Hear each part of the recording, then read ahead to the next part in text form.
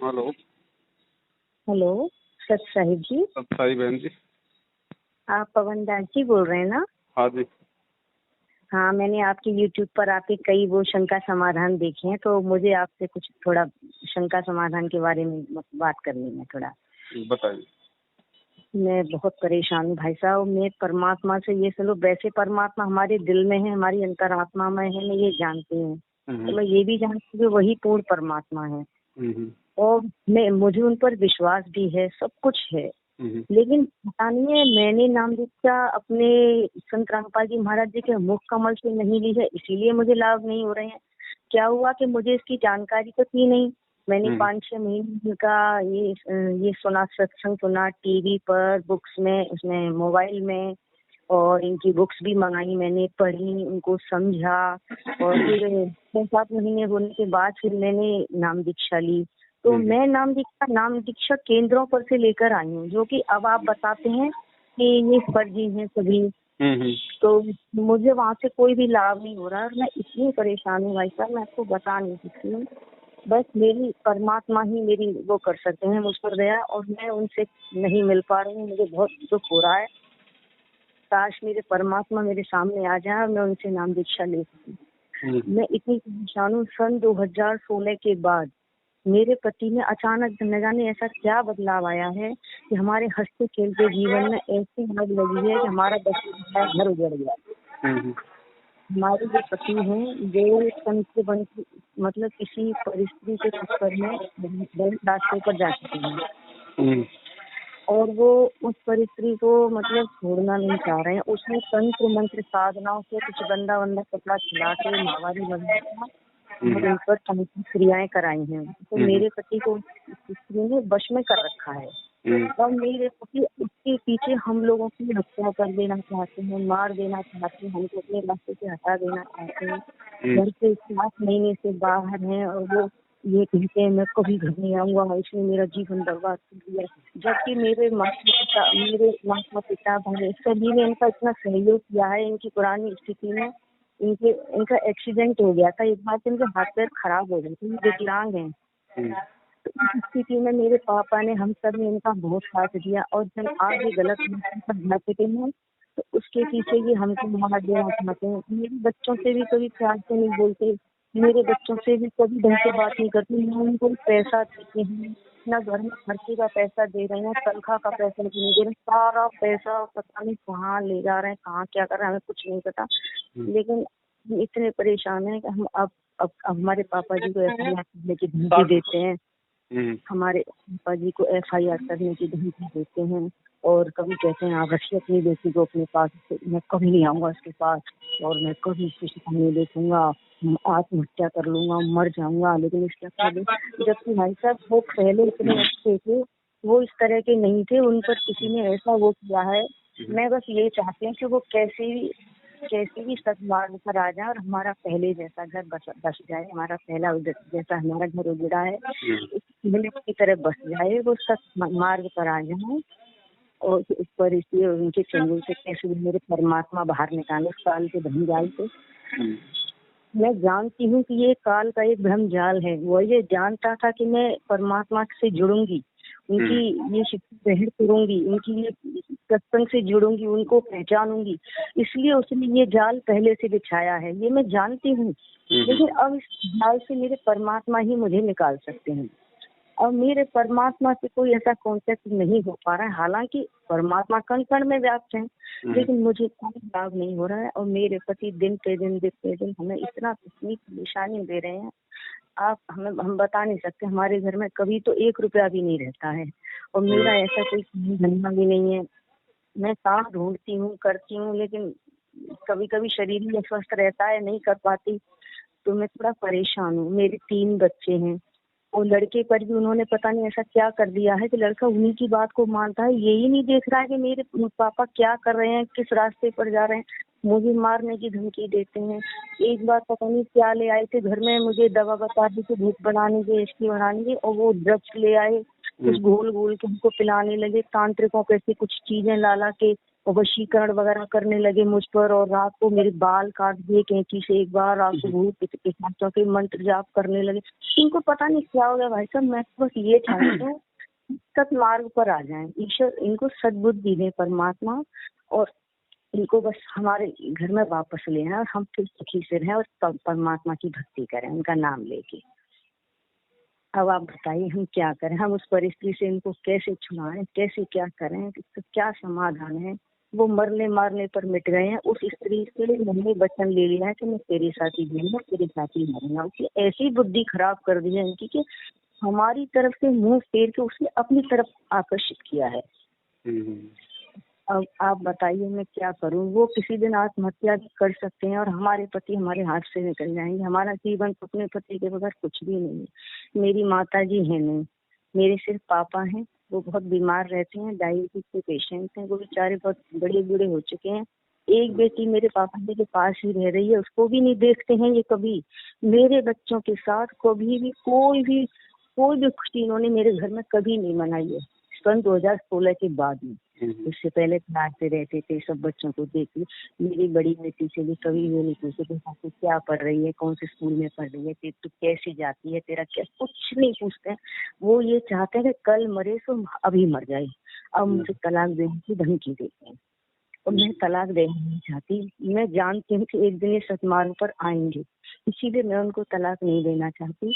और मैं बस ये चाहती थी वो हमारे पास वापस दोबारा आ जाएं और अच्छी तरह से हम सब लोग प्यार करें। मैं उनको कोई नुकसान नहीं पहुंचाना चाहती, बस ये कहती हूँ परमात्मा वो आप ही की संतान है, वो आप ही के बच्चे हैं, आप उनको सद्बुद्धि दीजिए और उनको सतमार्ग पर लाइए। अब आप बताइए मैं क्या करूँ, मैं परमात्मा से कैसे बात कर सकती हूँ। देखो बहन जी, ऐसा है, अगर कुछ बस में होता, आप अगर कुछ कर पाती तो ना तो मुझे फोन करने की आवश्यकता थी। आप और हमारे तो कुछ बस में है ही नहीं। और ये भी आपको पता है कि भैया मैं परमात्मा की शरण में आने वाली थी, काल को इस बात का मालूम था, तो मुझे इस परमात्मा की शरण से दूर करने के लिए उसने ये जाल बिछाया। फिर आपने ये बताया कि मुझे इतना भी विश्वास है कि वो भी सतमार्ग पे आएगा परमात्मा की दया से। तो आप बहन जी इसमें कुछ नहीं कर सकती। आप केवल अपनी जो भक्ति है वो मर्यादा में रह के आप ये कर सकती हो। अभी क्या है, हम जो नाम दीक्षा केंद्र से मंत्र वगैरह लाए हैं, ये हम पर कोई लाभ नहीं कर रहे हैं, क्योंकि हमें पूर्ण परमात्मा बहन जी लाभ नहीं कर रहे। किसने कहा कि लाभ नहीं कर रहे? आप एक बात बताओ, किसने कहा लाभ नहीं कर रहे? पता नहीं, मुझे महसूस नहीं हो रहा है। लाभ का मालूम हमें ऐसे पड़ेगा क्या कि भाई हमारा एक्सीडेंट हो जाए, हमारी टांग कट जाए, फिर हॉस्पिटल में मालूम पड़े उसकी जान बच गई, फिर हम कहें हे परमात्मा तूने दया कर दी, हे परमात्मा तूने दया कर दी। वो लाभ चाहती हो या कौन सा लाभ चाहती हो? नहीं, मतलब जैसे हमारी अंतरात्मा में शांति हो, सुकून। शांति तो बहन जी यहाँ पे किसी के भी नहीं है, मेरे भी नहीं है, किसी के नहीं है। ब्रह्मा विष्णु महेश के शांति नहीं है यहाँ पे, और ना हो सकती। शांति को तो आप यहाँ पे भूल जाओ। भगत को शांति होगी तो काल तुरंत घेर लेगा, ध्यान रखना। परमात्मा कहते हैं सुख के माथे पत्थर पड़े जो नाम हृदय से जाए। दूसरी बात बहन जी, आप कह रही हो कि मुझे लाभ नहीं हो रहा, और मैं ये कह रहा हूँ कि आपके पति का जीवन ही शेष नहीं था। ये तो आप परमात्मा की शरण में हो, जिस कारण से आपके पति का जीवन शेष है अभी तक। तो ये आपको लाभ नहीं है क्या? हाँ, हो सकता है। हो सकता नहीं है, हो सकता नहीं बहन जी, क्योंकि देखो जो परमात्मा की अच्छी आत्मा होती है, मालिक को मालूम होता है कि इनके साथ आगे चल के कितना बुरा समय आने वाला है। उससे पहले परमात्मा किसी न किसी बहाने उस आत्मा को अपने चरणों से लगा लेता है। उसके भाव, श्रद्धा, दान, धर्म आधार से फिर परमात्मा उसकी रक्षा करता है। जैसे परमात्मा ने द्रौपदी का किस्सा बताया, मालिक को मालूम था कि आगे चल के इसका चीरहरण होगा, इसको नंगी किया जाएगा, लेकिन वो मालिक की आत्मा थी, तो परमात्मा ने पहले ही एक साधु का रूप बना के 9 इंच का एक साड़ी का टुकड़ा ले लिया। तो आप ये ना सोचो कि आपको लाभ नहीं हो रहे, आप ये सोचो कि परमात्मा तेरी शरण में ना होती तो हाथ में मेरे कटोरा होता अब तक। जी, ये तो और ये अब देखो ऐसा है ना, आपके संस्कार बहन जी अलग हैं, आपके पति के संस्कार अलग हैं, आपके बेटे के संस्कार अलग हैं। आप ये ना सोचो कि मेरा बेटा है तो मेरे जैसा होगा, या ऐसा कुछ नहीं है। हम देखते हैं अपने आप को एक दूसरे से रिश्तों में तोल के, लेकिन हम पिछले जन्म में कौन थे, कहाँ थे, एक दूसरे के शत्रु थे या मित्र थे, हमें थोड़ी मालूम उन बातों का। हम तो अपना संस्कार भोगने के लिए आए हैं आज यहाँ। आज हम उनको अपना बेटा बेटी, पति पत्नी मान के हम उनसे मतलब मोह में फंस रहे हैं। अब जो उसके साथ हो रहा है उसके संस्कारवश हो रहा है, और उसका संस्कार आप ना तो चेंज कर सकती, ना आप उसके संस्कार को काट सकती, वो उसको भोगना पड़ेगा। हाँ, अब आपको राहत आपको परमात्मा ने इतनी दे दी कि आपको शरण में लेके, और परमात्मा ने उनकी जान को वो जो है वो एक्सटेंड कर दिया, उनका जीवन बढ़ाया परमात्मा ने।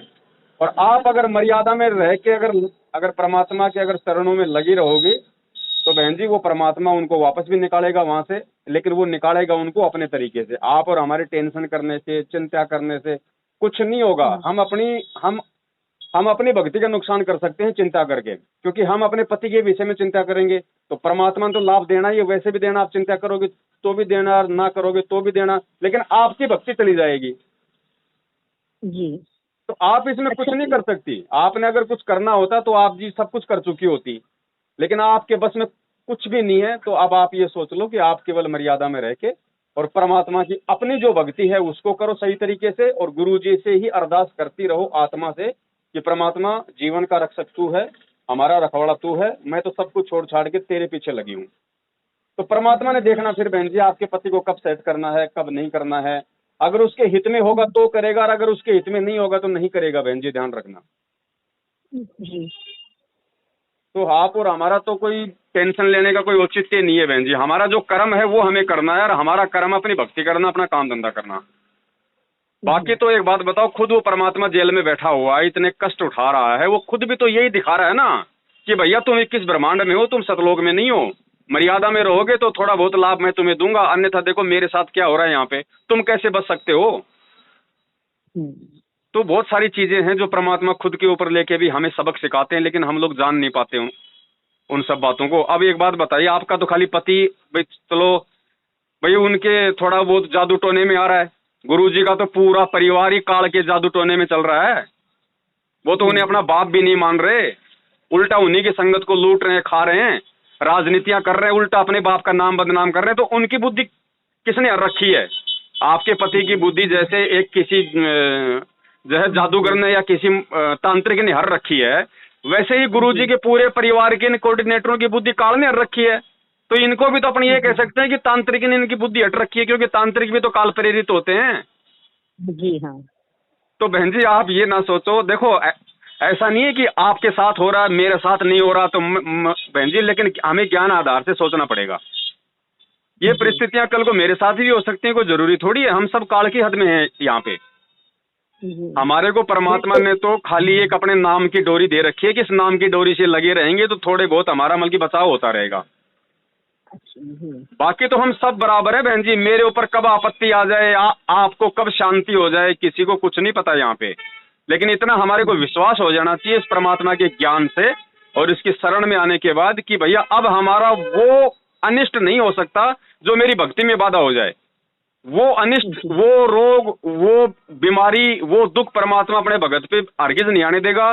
भगत अगर मर्यादा में है तो जो उसकी भक्ति में बाधा उत्पन्न कर दे। बाकी क्या पता बहन जी आपके पति को अपने शरण में लाने के लिए ही ये सारा ये चक्कर चल रहा हो। ये परमात्मा का ऑपरेशन है ना। हाँ वही जानते हैं। हाँ, कौन सा जीव कौन सी तरीके से मेरे शरण में आएगा ये परमेश्वर को पता है, और ये परमेश्वर का ट्रीटमेंट है भगत जी। हम इसमें बीच में कुछ नहीं कर सकते। अब ना तो आप अगर कुछ करोगे तो आप जी चिंता करोगी, चिंता करके आप जी क्या करोगी, अपना नुकसान करोगी। क्योंकि परमात्मा कहते हैं चिंता तो हरि नाम की और न चितवे दास, जो कोई चिंता नाम बिना सोए काल की फांस। वो अपना संस्कार भोग रहा है, जैसा उसका संस्कार पूरा हो जाएगा परमात्मा उसको अपने आप देख लेंगे जी। बाकी तो जी बताइए। मैं ये कह रही थी जैसे नाम दीक्षा केंद्र से अब ये सब काल के एजेंट हैं, सब लोग फर्जी नामदान केंद्र लेके बैठे हैं, तो ये हमको जो मंत्र देते हैं तो ये हमको लाभ नहीं देंगे ना वैसे? नहीं बहन जी ऐसा नहीं है। देखो ऐसा है, अगर कोयले की खान में अगर आपको हीरा मिल जाए तो क्या हीरे की जो मोल है मतलब वो कम हो जाएगा क्या? जैसे हम ये कहते हैं चलिए इन्होंने जो भी मंत्र दिया वो हमारे परमात्मा के अनुसार वैसे तो ठीक है ना, तो हम जब उसको सच्चे दिल से सच्ची आत्मा से ग्रहण करेंगे तो हमारे परमात्मा इस बात को मानते तो हैं कि जानते हैं ना कि हमारा भक्त तो अपनी जगह सही है। ये तो इन लोगों की गलती है जो इन्होंने इस तरीके से किया है हमारे साथ में। तो हम तो बार-बार हम तो बहन जी यही संदेशा देते हैं कि भैया आपकी गलती नहीं है। जिन्होंने ये मंत्र ले लिया ना, नाम दीक्षा ले ली इन नामदान केंद्रों से, तो उस लेने वाले की गलती नहीं है।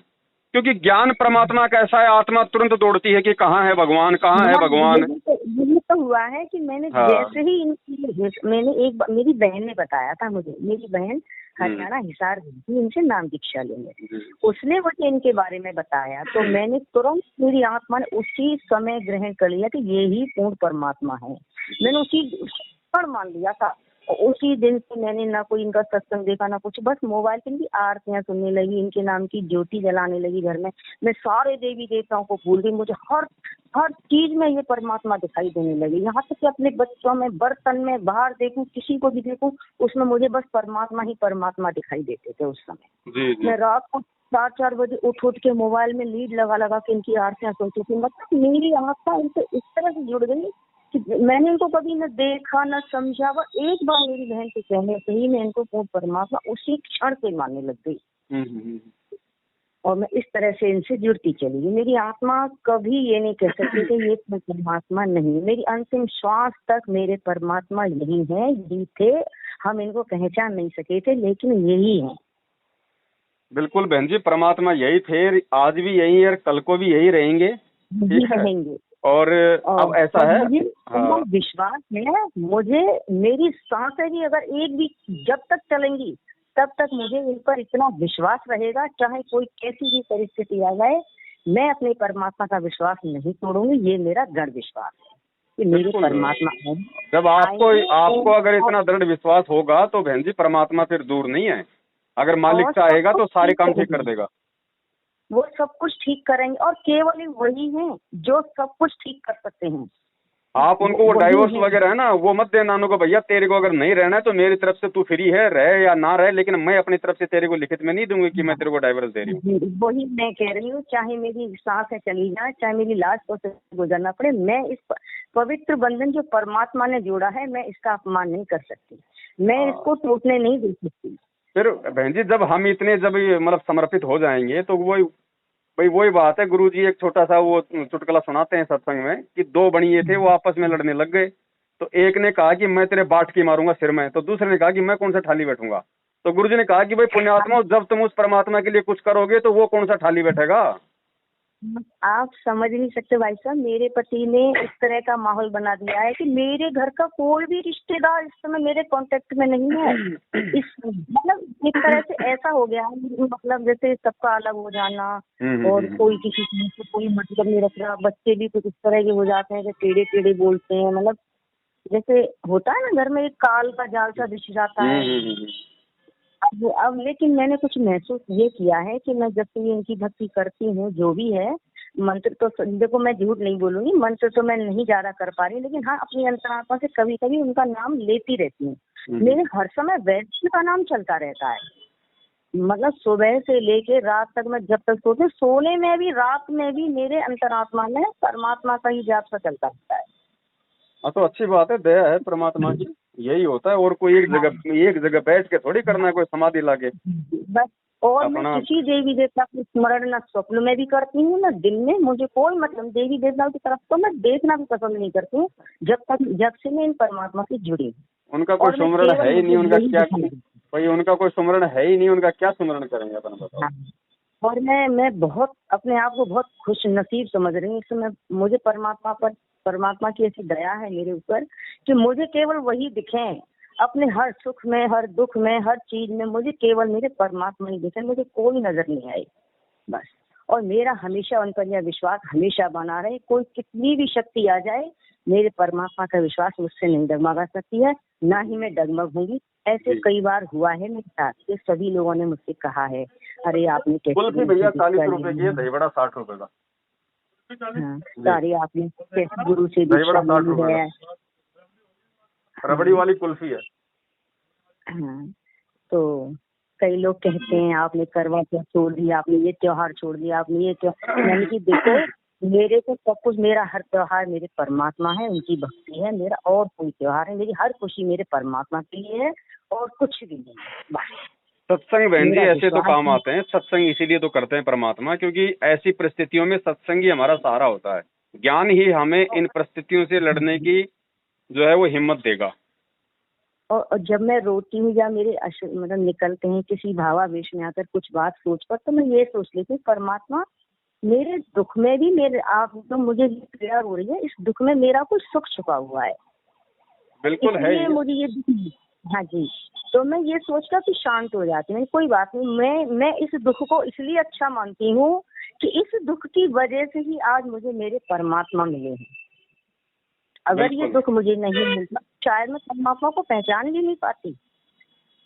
सही बात है बहन जी। इसलिए मुझे ये दुख बिल्कुल भी दुख नहीं लग रहा है। हालांकि ये कुछ परिस्थितियां इस काल के भ्रम के जाल की वजह से हैं, लेकिन इस जाल को मेरे परमात्मा ही काटेंगे। मुझे इन पर इतना विश्वास है कि मेरे पति को भी उस काल के मोह माया जाल से निकाल कर बाहर लाएंगे।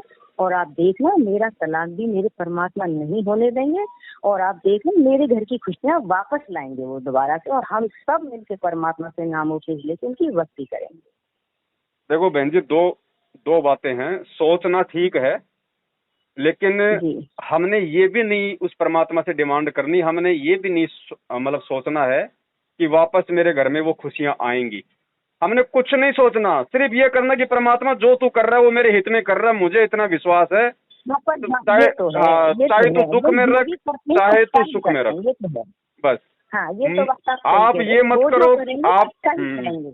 आप ये बिल्कुल हाँ मत सोचो कि वापस खुशियां आएंगी, क्या होगा, कुछ नहीं होगा, कुछ नहीं। परमात्मा, अगर तूने मुझे भजन दिया है तो 2 टाइम का तू मुझे भोजन भी देगा, इससे ज्यादा मुझे और कुछ नहीं चाहिए। ये तो है, हमारे दुख का निवारण तो आप ही के हाथ में है, हम तो परमात्मा से यही कहते हैं। बस तो वो फिर वो भाई वो कोई बच्चा तो है नहीं, वो अंतर्यामी है, उसको सब पता है। क्या उसको मालूम नहीं कि भाई मेरे कौन से बच्चे के साथ में क्या घटना हो रही है? उसको हमारी पल पल की खबर है, पल पल की। लेकिन वही बात है, गुरुजी कहते हैं भैया जो व्यापारी होता है वो हीरे पे चोट मार के तो उसकी परख करता है ये नकली है कि असली है। हाँ यही तो मैं सोच रही थी कि परीक्षा ले रहे हैं मेरे परमात्मा मेरी। बिल्कुल बहन जी, ऐसे परमात्मा हमारे को धीरे धीरे धीरे धीरे हमारे को जो है वो तैयार कर रहे होते हैं, ज्ञान आधार से चोट मार मार के, कि देखिए इसको ये मतलब इतने समय से मेरे सत्संग सुन रही है, इसको कितना धैर्य, संतोष, विवेक, मेरे ऊपर इसको कितना विश्वास है। इसीलिए मैं थोड़ा सा ये कहते हैं ना, मनुष्य धीर बांध ले रे गौरी।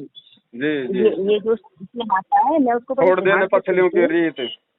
हाँ छोड़ देना पिछलियों की रीत सतगुरु तारेंगे। जी जी। तो उसमें मैं ये सोचती हूँ कि परमात्मा हम हमारी परीक्षा ले रहे हैं, और वो हमको ये कष्ट इसलिए दे रहे हैं कि हम इन कष्टों में उनका विश्वास कहीं डगमगा नहीं जाए। वो हमको देखना चाह रहे हैं कि इसको मैं इतने दुख पे दुख दूंगा तब भी ये मेरा विश्वास तोड़ेगी या नहीं तोड़ेगी, इसको कितनी वो है मतलब। इसलिए मैं थोड़ा आप संतुष्ट हो जाती हूँ। ये देखो बहन जी, जब परमात्मा यहाँ आते हैं और वो जो पूरा जीवन जो एक लीला करते हैं मतलब शिशु रूप से लेके एंड तक, तो वो उनके भक्तों के लिए वो एक उदाहरण होता है। 650 साल पहले परमात्मा आए, बता दो 120 साल तक उनको एक भी दिन अगर कोई सुख हुआ हो तो एक भी दिन का सुख बता दो। और आज देख लो, आज भाई आज देख लो, जब से परमात्मा ने 1994 से इस ज्ञान की बागडोर संभाली है, आज तक देख लो, आज संत रामपाल जी महाराज जी को कौन सा के सुख हुआ है? ये काल का लोक है। हमें परमात्मा खुद ऐसी परिस्थितियों में रह के दिखाते हैं जी कि भैया यहाँ तो नीची गर्दन करके अपनी भक्ति कर लो, टाइम पास कर लो, ज्यादा ऊपर मुंह करोगे यहाँ पे रह जाओगे जी, है ना। तो मालिक की रजा में हमको बहन जी राजी रहना है। सुख है दुख है बहन जी, वही बात है। अब हम भगत हैं और परमात्मा ने बताया जो मेरा भगत होगा समभावी होगा। दुख हो चाहे सुख हो, लाभ हो चाहे वो हानि हो, मेरा भगत हमेशा समभावी होगा कि लाभ है तो मेरे हित में है और हानि है तो मेरे हित में है। मैं नहीं जान पा रहा, ये एक बात अलग है जी। अब गुरुजी तो पता नहीं है वहाँ से कब तक निकल पाएंगे, और हम उनके मुख कमल से तो नाम दीक्षा ले नहीं पाएंगे। हम तो नाम दीक्षा केंद्रों पर जाकर भटक गए और हमें पता ही नहीं था, लेकिन हम उनका नाम स्मरण कर लेते हैं और आरती वगैरह। देखो बहन जी, आने वाले समय में जब गुरुजी आएंगे तब भी ऐसे ही डीवीडी से नाम मिलेगा जो आज आपने लिया है। हमने भी 2009 में आश्रम में डीवीडी से ही नाम लिया था। आने वाले समय में भी हमें इसी प्रकार से डीवीडी से ही हमारे को नाम मिलेगा। ये बात केवल एक विश्वास की है, और ये केवल फर्क इतना है कि इन लोगों को आदेश नहीं था नाम दीक्षा देने का। इन्होंने केवल अपना धर्म को धंधा बना के दुनिया लूटने के लिए दुकान खोल ली। अगर इनको गुरु का अगर आदेश होता तो कोई दिक्कत नहीं, हम भी बढ़ चढ़ के लोगों को नाम, हम भी भाई हम बिना आदेश के इनके बिना आदेश के इन्होंने खोल रखा है। ये इन्होंने बहुत बड़ी गलती की है, बहुत बड़ा पाप किया है इन्होंने, अच्छा अब नहीं वो किया इन लोगों बहन ने। जी उनको समझ में नहीं आ रहा ना वो बातें, उन्होंने आप और हमें तो परमात्मा समझ से में आ अपनी रही हैं। प्रतिमा ऊपर कर लिया। ये गलत है, और दूसरे लोगों को इन्होंने भ्रम में रखा है। बताओ, हम इससे अच्छा तो वहाँ नाम दीक्षा केंद्र ना जाके हम बेशक परमात्मा का वहाँ पे नाम नहीं लेते, हम अपने अंदर अंतर आत्मा से ही अपने परमात्मा को याद करते, तो हमें वो तब भी लाभ देता। तो कितने उदाहरण दिए परमात्मा ने कि जिन्होंने जिन्होंने सत्संग सुन के परमात्मा को परमात्मा मान के अगर संकल्प ले लिया हाँ और बुराइयां छोड़ दी, हाँ भगवान तो उनके साथ में रहता है। हाँ भाई जी। द्रौपदी ने कौन सा नाम ले रखा था, भगत प्रहलाद ने कौन सा नाम ले रखा था, मीरा ने कौन सा नाम लिया था उस समय तक जब उसको जहर पिलाया गया। ये तो परमात्मा कहते हैं कि नाम लेने में भले ही देरी हो जाए, और आज से लेकिन पहले एक बात ज्ञान बताओ को बहन जी, समझो। और एक बात हाँ, बताओ बहन जी, आपने तो अब नाम लिया, आज से पहले कौन सा नाम लिया था आपने? आप आज से पहले भी आप पे संकट आए होंगे, तो उस समय कौन रक्षा कर रहा था? कोई भी नहीं, ना कोई देवी देवता काम आ रहा था। मैंने हजारों वो तो कर ही मंदिरों में नहीं सकते, वो तो गुरुजी ने बता दिया हमारे को कि वो ना हमारी हानि कर सकते ना हमारे को लाभ दे सकते। ये परमात्मा ही तो था जीवन हमारे साथ लाभ में। मिल जाए।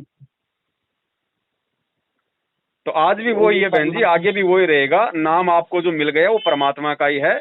अब आपने केवल इतना करना है, अगर आपको सच्चाई का पता चल गया है तो आपने इन लोगों का साथ छोड़ देना है, आपने इनकी संगति को त्याग देना है।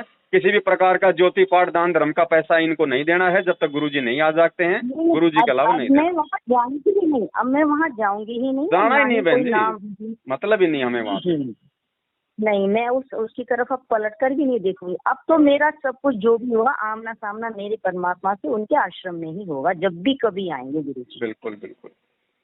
हाँ, जब तक मैं अपने परमात्मा पर विश्वास करके अपना भक्ति जो भी है मैं कर रही हूँ। और आपका बहुत बहुत धन्यवाद जो आपने हमें इतनी संतुष्टि दी, बहुत अच्छा और लगा। बहन जी परमात्मा का यही मिशन है वर्तमान में, और दूसरा कोई मिशन नहीं है, केवल एक ही मिशन है परमात्मा का कि मेरी संगत, मेरे ज्ञान को आधार बना के, और ये जो काल एजेंट है, मेरे भाई बंधु रिश्तेदार जवाई भाई भाई भतीजा, ये कोऑर्डिनेटर, इनका साथ छोड़े और मेरे ज्ञान को पकड़ के चले। स्वयं से कोई निर्णय करे, कोई विचार करे, कोई डिसीजन ले, देखा देखी में ना चले। वरना आज तो परमात्मा धरती पे है, कल को जब सशरीर वापस चले जाएंगे, जैसे भी परमात्मा जाएंगे उस समय फिर ये कैसे मार्ग पे चलेंगे? जी आज तो चलो जो नहीं, गलती खैर करेगा मुझे उसको परमात्मा ठीक ठाक कर देंगे, लेकिन जब कल परमात्मा यहाँ से परमानेंट चले जाएंगे फिर तुम गलती करोगे तो उसको कौन सुधारेगा? ये तो परमात्मा केवल इतना ही देखना चाहते हैं बहन जी कि इन आत्माओं को अभी तक मेरे से कितना ज्ञान प्राप्त हुआ है।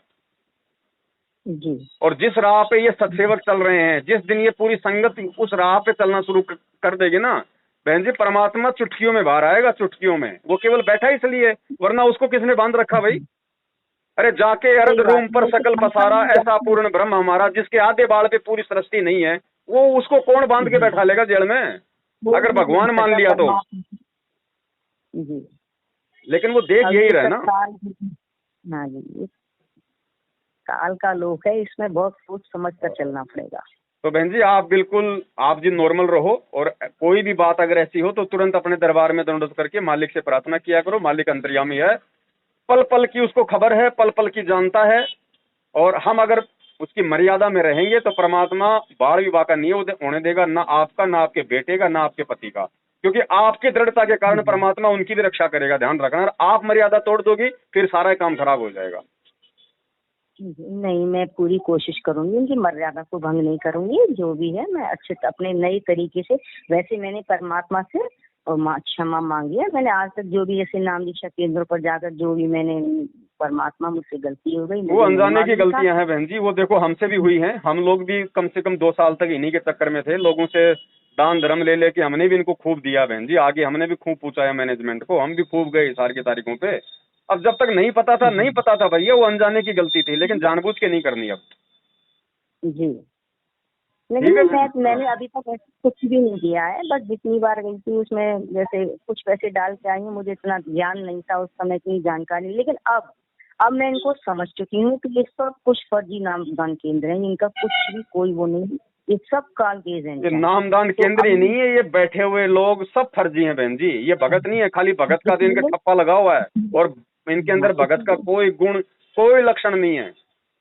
जी, और मैं इसीलिए वहाँ नहीं जाना चाहती हूँ। अब मैं जो भी कुछ है मैं इनका ज्ञान घर में ही पढ़ूंगी, सत्संग सुनूंगी, आरतियाँ इनकी जो भी है सब नियम वगैरह करूंगी, इनकी ज्योति भी इनके नाम से प्रज्वलित करूंगी घर में, और इनका ही नाम स्मरण करना है मुझे, इससे ज्यादा कुछ नहीं। दो बातें ध्यान रखो बहन जी। एक तो परमात्मा कहते हैं घटी ही में गंगा, घटी ही में यमुना, घटी ही में है जगदीश, सतगुरु तारेंगे। और दूसरा परमात्मा कहते हैं कहे कबीर सुनो भाई साधु मैं तो हूँ विश्वास में। इसके अलावा कहीं जब तक गुरु जी नहीं आते हैं कहीं धक्के खाने की जरूरत नहीं है। अपना घर ही अपना आश्रम बना लो भैया जी। और फिर परमात्मा तो हर जगह है, कहीं जाने की जरूरत भी नहीं है। वो एक विश्वासी के लिए है ना बहन जी। जिसको ज्ञान नहीं, जिसको विश्वास नहीं, वो तो ऐसे धक्के खा रहे हैं आज भी।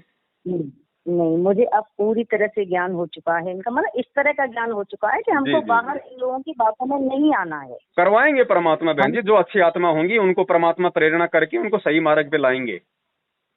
जी, मुझे विश्वास है सदगुरुदेव ऐसा ही करेंगे।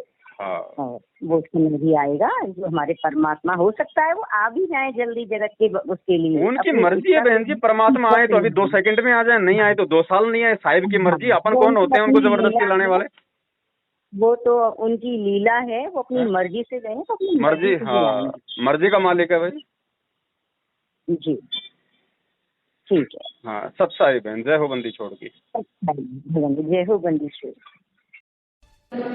मस्तक लाग रही मारे गुरु चरणा की दूर, मस्तक ही मारे गुरु चरणा की दूर, मस्तक जब ये धूल चढ़ी मस्तक पे, जब ये धूल